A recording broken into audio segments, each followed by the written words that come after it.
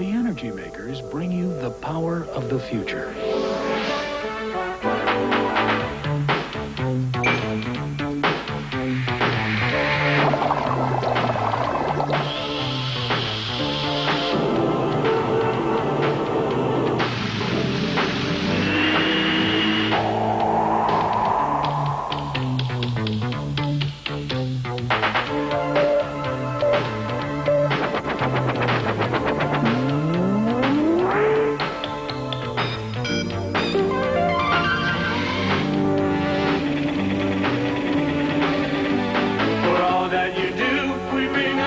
To you, for the future and for today. We're the energy makers, our job never ends. We're the energy makers, your neighbors and friends.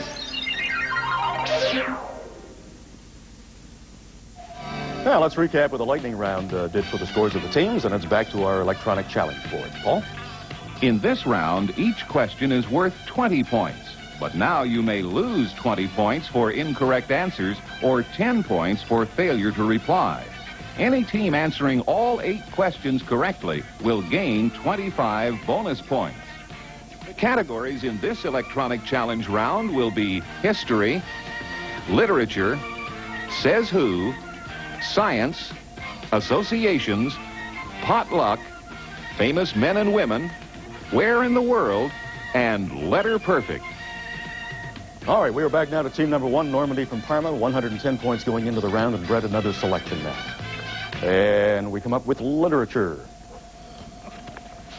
All right, each April, Springfield, South Carolina sponsors a contest testing the jumping power of what amphibian that, according to Mark Twain, right, a travel agent would wonder whether Nassau, Bermuda, or Cuba had the best beaches, but a spelling teacher would observe that which name has a double letter? Nassau. Right. You think of Alice Higgin Rice's bestseller, Have You Met a Mrs. Wiggs, in a patch of what humble vegetable which cooks make into sauerkraut? Cabbage. A small, high, hateful bugle in my ear was what D.H. Lawrence called what biting insect successfully conquered by William Gorgas in the Panama Canal Zone? Mosquito. Right? The title of Mary Johnson's book, To Have and to Hold, contains which of these? 2 participles, 2 conjunctions, or 2 infinitives? Infinitives. Right? Womp beaters, Foma, and Granfalloons sound like Alice in Wonderland creatures, but these words title a book by what author of Cat's Cradle? No takers for Cat's Cradle, Kurt Vonnegut. Abraham von Brunt was a full name of the rowdy youth Brom Bones, a Washington Irving character who dresses up as what dreaded Sleepy Hollow ghost? Headless Horseman. That's it. You might search in vain for a translation of Polish author Theodor Korzeniowski's words before discovering he wrote such English masterpieces as Lord Jim under what pseudonym? Theodor Korzeniowski was Joseph Conrad. All right, that is the end of the round. 210 points now for Normandy.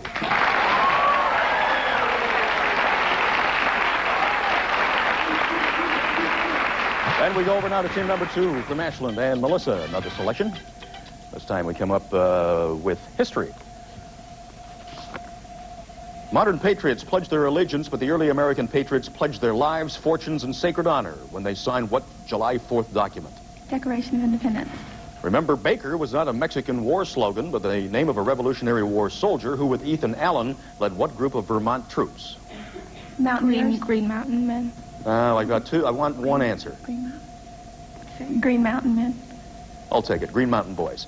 Although the legislation was sponsored by his party, the Repressive Alien and Sedition Acts were not wholeheartedly endorsed by what second U.S. president? John Adams. Since its capital is named for James Monroe, it is perhaps appropriate that the flag of what African nation is very similar to that of the United States? Liberia. Right. In 1929, Chicago gangsters died in the St. Valentine's Day Massacre. But members of what French Protestant group died in the St. Bartholomew Day Massacre of 1572? Huguenots. Right. Wishing all good is an ironic translation of the Latin first name of what American who wished to sell his new country down the river while commanding a fort at West Point? Benedict Arnold. All right. It would be difficult to organize a radical party today if Congress had not repealed what acts passed by the Federalists in 1798 to suppress criticism? Alien Sedition Acts. That's it. Many Americans in the gay 90s were enthusiastic for a fight, as indicated by their jingoistic readiness for what war, which finally came in 1898? Spanish-American. Spanish-American War is it. But that's the end of the round for Ashland. Back up to 220 and also the bonus on top of that.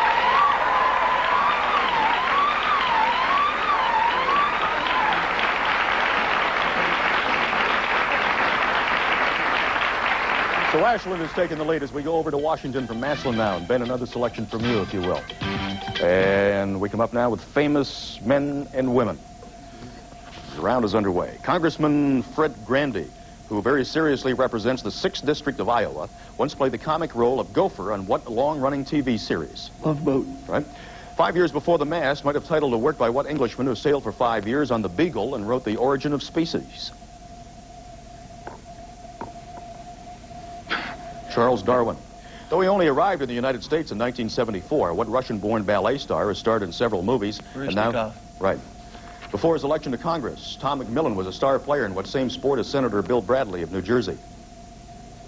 Basketball? Yep. Although he didn't invent the hot dog, what king did rule the Franks in the 9th century and relished being crowned emperor in 800 A.D.? Charlemagne? Right.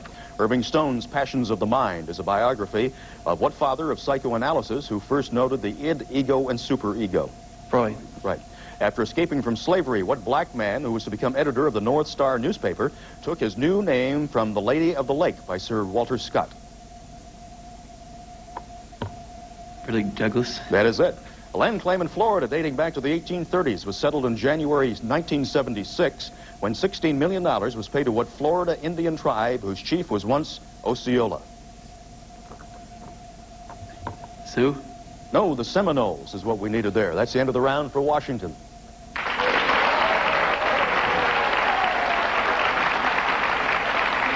We'll be back with a time capsule round after this message for Ohio.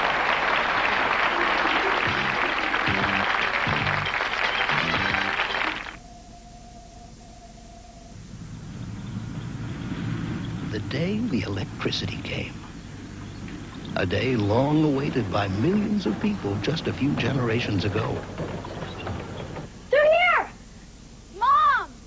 It brought daylight to their nighttime, replaced the ice in ice boxes, and linked them to the whole world with an amazing invention called radio.